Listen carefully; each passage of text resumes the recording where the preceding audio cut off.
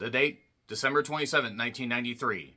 The location, Independence Arena in Charlotte, North Carolina. The event, Starrcade 1993. The event that started all back in 1983, well before Vince McMahon was able to take wrestling national and international with WrestleMania and be an easy lover. She'll wear your heart out, you won't need it like no other. But Starrcade began it all, and Harley Race dropped the title to Ric Flair. No thanks to Gene Kiniski nearly ruining that goddamn steel cage match. Good job, Gene. NWA World Heavyweight Champion or not, fucking hell, a terrible referee. But Ric Flair had so many great moments at Starrcade. Such a great event against Dusty Rhodes, against, well, okay, the Ronnie Garvin one wasn't all that great, but it was a big goddamn moment. He competed against Lex Luger. He competed against Sting. And he competed against Sting as a Black Scorpion. Then Jim Herd ran him out of goddamn town. He missed the 91 event, missed the 92 event. God damn it, Jim Herd, you fucking goddamn asshole. But he was able to return to World Championship Wrestling where the fans never forgot him, and he was able to storm into Independence Arena. His parents were there to witness him. They were able to see their baby boy, their baby Nature Boy, restore the lineage of the World Heavyweight Championship, which is actually unfair to Big Van Vader, who is a tremendous champion, not just in the U.S., but in the land of the rising sun. Rest in peace, Big Van Vader. But man, oh man, what an event that was. But this isn't the event that I'm talking about, because Independence Arena also hosted another wrestling event where Ric Flair returned after a long layoff because of shoulder surgery. And on May 18th, 1997, he stormed back into Charlotte, North Carolina to take down the NWO along with Rowdy Roddy Piper and Mean Woo Kevin Greene. I'm John Renton with the Retro View of WCW Slamboree 1997. Yes, in the Independence Arena in Charlotte, North Carolina. And let me know your thoughts on this show in the comments, please. I'm retro viewing the few remaining pay-per-views that I didn't get to. They're available on the award-winning WWE Network in other areas and on the cock in the U.S. until everything likely goes to Netflix in about a year and a half. So they had around 9,600 fans, 220,000 pay-per-view buys. I have a couple more Slamborees to review and like a few other pay-per-views. So they'll pop up throughout the year. This might be the last year that a lot of retro reviews happen, because I've been doing this for a while, guys, and kind of ran out of wind. Kind of also ran out of energy. Nevertheless, let's pop on with the fact that in 1995, the year, or, a couple of years before this, 7,000 fans in St. Petersburg, 110,000 pay-per-view buys, and then the 1996 Slamboree that I will retro-view likely at some point, had just under 7,800 fans. They were in Baton Rouge, 155,000 pay-per-view buys. The last pay-per-view before Hall and Nash came in and took the world by storm. Also, Halle Berry is stormed. How does Halle Berry still look the same, despite the fact that the first X-Men movie came out in 2000? Great genetics there. She was not at this event. There were some genetic defects at this event. That's mean. That's mean. There were some issues with this pay-per-view, but 1998 had 11,592 fans in Worcester, Massachusetts. 275,000 pay-per-view buys. So, not bad. And honestly, WCW was just steamrolling WWE at this point. Even though WWE did have a solid foundation in pay-per-view, and they were getting most of the revenue, and a lot of the pay-per-view revenue was going to Turner Home Entertainment and not necessarily to WCW, the shell company, reportedly, possibly, maybe, because not the best business dealings there. WCW NWO was in full swing, and WCW is riding high. Would they be riding high after this? Well, considering that Bash at the Beach would actually, the Great American Bash would do decent, Bash at the Beach would do pretty well, and I did retro view Road Wild 97. That was certainly an event that happened, and they would steamroll all the way to Starrcade 97, fuck up the finish for that, have good pay-per-view buys up until Super Brawl 9 somehow, and then everything would cascade down. Good job. So, the dark matches were Yuji Nagata, not the only Yuji on this goddamn show, against Pat Tanaka. I have no memory of Pat Tanaka wrestling in WCW. And then Public Enemy against Harlem Heat. Nagata and Public Enemy won those respective matches. No wonder Harlem Heat got pissed off. They were jobbing the Public fucking Enemy, who I'm sure were nice people, and they weren't very good in the ring. Commentary, Shivani, Heenan, and Dusty. They talk about the main matches. Mongo and Reggie White. Do not worry, I will get to that match soon. And the six-man main event. So, no longer Lord Steven Regal against Ultimo Dragon with Sonny Ono. So, Ultimo Dragon had beaten Prince Iaukea for the WCW Television Championship recently. Regal wanted it back after losing it to Iaukea. Remember when they tried to push Iaukea a couple times and it didn't work? Mainly because Prince Iaukea was a decent wrestler and had all the personality of a freaking chewed-up gumball.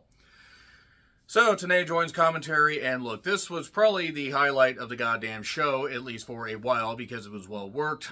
Great kicks, great strikes. Regal was tremendous working with Dragon here. Dragon was there for everything, being a good high flyer, but a great submission specialist. Crowd pop for Dragon's kicks and offense, but did also cheer, Lord Steven, future William Regal. I know he wasn't Lord Steven Regal, but I kept calling him that on these notes. Sonny ended up causing a miscue and got frustrated a little bit later on after an acai moonsault where he kicked Regal. Dragon's like, what are you going to do? You're going to cost me the match. And then he kicked Ultimo Dragon. And then a Regal stretch won it. So television championship changes hands. Steven Regal wins it.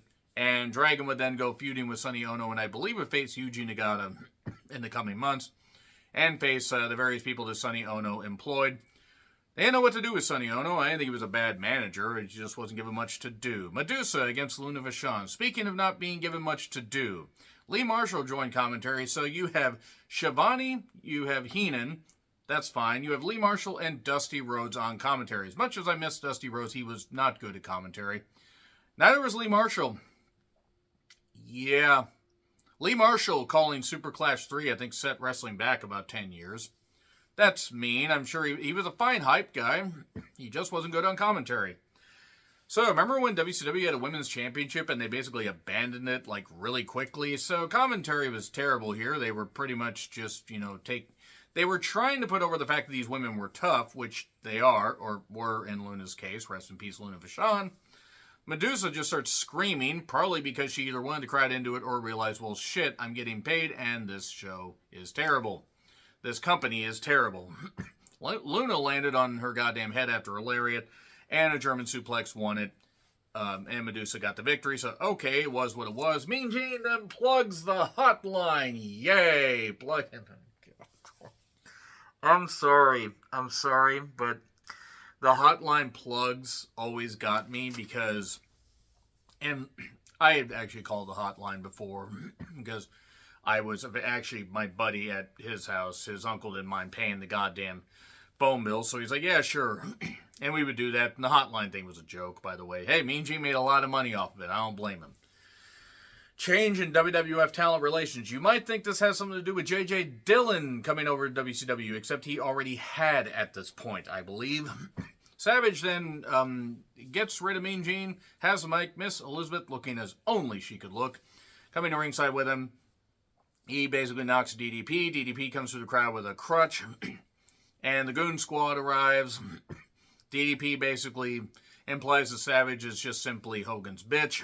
And the NWO's bitch. And Savage is like, I'm going to rush the ring. So he does. A few others do. Bischoff gets laid out. Scott Norton attacks DDP. You could have had 10 DDPs and it probably would have been about even at that point. And then the Giant shows up to even the odds. And this... It went like about 8 minutes, and I get they were trying to still keep the feud between DDP and Savage going, but yeah, it was a bit much. And then Ray took on Yuji Yasuroka. I don't know anything about this guy, except apparently, according to Wiki, he competed in war. What is it good for? Well, he retired in 1999, so it wasn't good for much. It was good groundwork, but the problem is this match went 14 minutes and probably should have gone 8. The crowd was not really into this. There were some miscues, some problems, and granted, you need to get used to the American rings. I get it. Usually wasn't bad in the ring, but again, this should have been cut down. Ray did win with the what would become the West Coast Pop to an extent. I mean, depending on, what variation he'd use. It was at least 5 minutes too long, possibly 6 minutes too long. It should have been faster, and there's nothing wrong with having different styles, but This didn't work, I think, as well as they would have liked. And Yuji, I believe, didn't wrestle for WCW again. If he did, it was on house shows, and he would go back to War. And he would be retired by, like, mid-'99. And become a motorcycle mechanic. You know what? Good on him for finding work and doing what he loved. And if he didn't want to continue to do wrestling, don't blame him. Find another vocation. Hope he's doing well. I believe he's only 53 now. So I'm like, well, he was he was in his 20s at this point.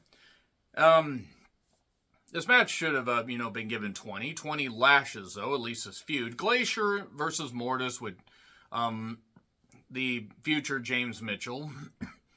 They stole Glacier's helmet. They're fighting over a silly helmet. They are fighting over shampoo. So, yeah, there was a jump start. Mortis focused on the knee. Wrath came down, caused a DQ finish, and then they beat up Glacier for a while, and then Ernest Miller showed up, and this was Ernest Miller's introduction. And commentary kept saying, that's a fan. Wait, that's Ernest Miller. Only Ernest Miller kicks like that. Guaranteed most of the people watching this didn't know who the fuck Ernest Miller was. And Ernest Miller would end up becoming a recurring character from here till pretty much the end of WCW. And would somehow get over with people. Rewatching the last year of WCW, he did a few decent things. Why he wanted to eat somebody's ass like a bowl of collard greens. Collard greens? How the hell do you say that? I really don't know, because I don't know anything about that stuff. But yeah, this was Ernest Miller and Glacier teaming up, and they really tried with Glacier. I'm not even knocking the guy. They really tried with Glacier, but the goofy character coming in after the NWO, it wasn't a good idea. So then Dean Malenko, along with Jeff Jarrett, competed for the U.S. title. Jarrett sucks chance Deborah was there. Who knows all about sucking? That's mean. I'm sure she's nice. But ground-based work, Jarrett was kind of checked out at this point because Jarrett would end up actually leaving before Halloween Havoc 97 going back to WWF. Mongo came down and basically threw Jarrett in the ring and took Deborah back and said, get in the ring and do something, let's go. Tells Deborah, let's go, and he'll get in the ring and do something. Jarrett will, and then Jarrett got beat. Got beat with the Clover Queef. And then Ming and Benoit competed in a death match. Chris Benoit competing in a death match in the South. The jokes write themselves. Look, Benoit matches are uncomfortable for me to watch. I try to watch some of them objectively, and I just can't. And if you guys can, that's fine. But facing Ming in a death match, braver man than me.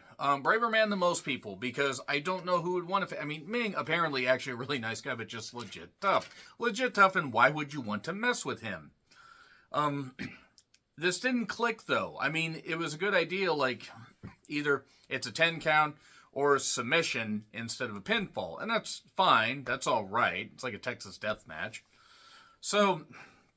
or at least a spin on a Texas death match. Jaqueline shows up. Thank you, Chris. Thank you for that. Listen to Woman Scream. And then again in June of 2007. Sorry, they set it up right there. Suicide Dive by Chris. And then again 10 years later.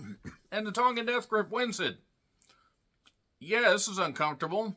Let's move on. Great American Bash ad, where basically DDP said, this ain't no picnic, monkey boy. While some weird lady with SLC punk hair was right by him. Bet you didn't expect that reference there, did you? Steiners took on Conan and Hugh Morris. They thought that Hugh Morris deserved a pay-per-view match in 1997. They were still giving him pay-per-view matches in 2000 for some reason, despite the fact that he was never that good. He could do a good moonsault. So could Blue Meanie, and Blue Meanie actually was beneficial to a company. Hugh Morris never helped WCW at all. The crowd loved the Steiners, and eventually Frankensteiner won it in 10. I have nothing to really say about this. It was fine, but it was a match you could have seen on Nitro. And then afterwards, Conan attacks Hugh Morris and leaves. Even Conan doesn't want to be around Hugh Morris, and he fires Jimmy Hart, proving that Conan is going to go cut his own promos, which it was better than his wrestling got by about 2000. So, Mongo then took on Reggie White. NFL great Reggie White, who has own demons. Read up on Reggie White, because he was religious, so he hated a certain segment of the population. That being said, he was a hell of a football player. You know what he wasn't? Somebody that should have gotten 15 minutes on pay-per-view. That is right. You did not mishear me. 15 minutes. 15 minutes. What they should have done was had Public Enemy and Harlem Heat move to the main card. They should have done Malenko and Reggie White team up against Jarrett and Mongo. You still could have continued the Mongo-Jarrett stuff. And you could have given this 15 minutes, and at least it would have been better than this, because Mongo was never somebody that could have a long singles match. And bless him, I know he's dealing with plenty of health issues. I feel bad. I'm not knocking the man as a person, but he was an athlete, but he had limitations. A lot of limitations. He also looked confused when some spots would go wrong, i.e. most of the spots in his matches, if he was allowed to be the one to carry them. And good God, y'all, this was abysmal. There was a teammate that showed up, Gilbert something, who looked like the entire offensive line, and he took the briefcase, the Halliburton briefcase from Mongo. Jarrett ran down, despite the fact that Jarrett lost the match against Malenko, and probably could have seen the footage before he came out. He tossed the second Halliburton and whacked to Reggie White. 1, 2, 3. If this had been 6 minutes, it would have been fine. It still wouldn't have been great, but at least it would have been shorter. But they thought 15 minutes was a good idea, and yeah, I don't really know why. I really don't know. And correct me if I'm wrong, but wasn't Reggie still playing for the Packers at this point? So they thought having a Packers player in Charlotte, North Carolina was a good idea. Don't really know why. Really don't know why they thought this was a good idea. What was a good idea was the main event. It was Piper, Flair, and Mean Kevin Greene, who has since passed on. And Kevin Greene, he took it seriously. I will give him that much credit. He was willing to work hard. He was exuberant, shall we say, but he got fired up. I really honestly have no idea how he didn't have a series of strokes in the ring. And I know he had health issues, but it's just he looked like he was going to literally stroke out. So Nash, Hall, and Six were their opponents. This is all about Flair getting his revenge. That's what it was. Michael Buffer was not made for wrestling as far as doing ring announcing. He was made better for boxing. This was not good. Anytime he appeared, it just wasn't good. He got paid quite a bit. I think he got paid $50,000 to $100,000 reportedly. If I saw, stuff a while ago, right? Like, that's how much he got paid. I know that he had a name, but seriously? No wonder Ted Turner was losing money on WCW. So they loved Flair. It was all, and Greene was fired up, did some good stuff. This is well paced. They actually paced as well. This ended up became a mess later, as any NWO match would. One referee gets punched. I believe that was Randy Anderson. And Nick Patrick shows up. And Nick Patrick had been the NWO referee. And oh shit, oh no, oh me, oh my, down on the bayou. Nick Patrick shows up, and a sleeper on Nash, a figure 4 on Hall, and Greene just holds Six up for like seemingly ever, and then hits a power slam on him. And so you have 2 submissions, and you have Greene covering Six, and Nick Patrick comes 1, 2, 3. Big pop. Big pop. And everybody loved it. And Kevin Greene, nothing against this pay-per-view, I just felt like crumpling up my notes, but Kevin Greene did everything he needed to. The NWO losing was a bit of a surprise. And Flair got at least a little bit of revenge that would be taken away pretty quickly by the time Fall for All 97 came along. And he was out for a bit long. And then the whole fiasco of him wanting to take Reed to his tournament and all that stuff. And I could cover that in one video if I really wanted to, because Bischoff was a full-on dick about all this. But, I mean, they've since smoothed things over. But whatever. Nevertheless, the pay-per-view at least ended on a high note. There were moments that were good, and then Reggie White and Mongo, no good, no bueno. Should have really made that a tag match. Maybe a 6-man. Include other people. I know Arn was out because of the neck injury and stuff like that, which is unfortunate. But yeah, this pay-per-view had moments, but it's not one I'm going to end up revisiting. Even though that main event, hell of a goddamn finish. Agree, disagree, what I said, like, share, subscribe, Twitter handle in the description. I'm John Rickland. I'll see you soon.